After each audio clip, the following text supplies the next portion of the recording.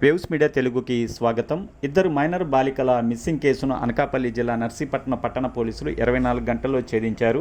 పట్టణంలోని శివపురంకు చెందిన 6-7 తరగతులు చదువుతున్న ఇద్దరు మైనర్లు గురువారం ఉదయం పాఠశాలకని వెళ్లి తిరిగి రాలేదని గురువారం రాత్రి తల్లిదండ్రులు పట్టణ పోలీసులకు ఫిర్యాదు చేశారు.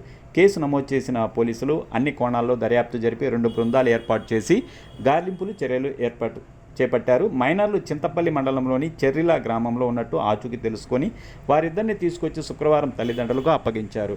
రీల్స్ చేసుకుంటూ సరిగ్గా చదవటం లేదని టీచర్ మందలించడంతో తల్లిదండ్రులకు చెప్పకుండా వెళ్ళినట్టు విచారణలో తెలిసింది. పట్టణ సిఐ ఎస్కే గఫూర్ తెలిపారు.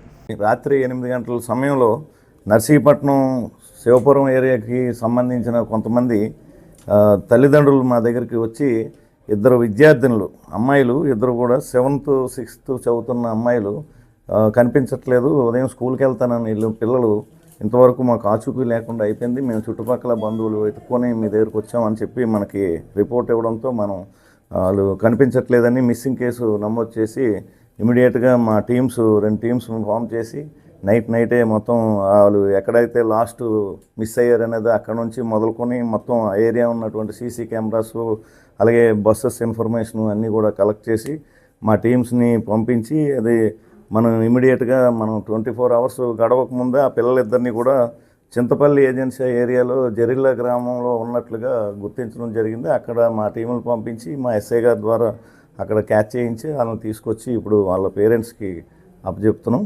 అది ఎందుకు వెళ్ళిపోయారు అనేది వివరాలన్నీ ఇంకా విచారిస్తున్నాం.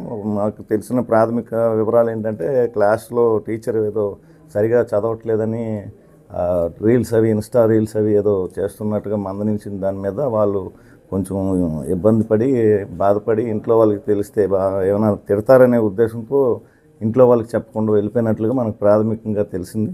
ఇది కేసు దర్యాప్తు అవుతుంది. ఆ పిల్లల్ని కూడా ఆ పేరెంట్స్కి అప్పచెప్తున్నాం అండి.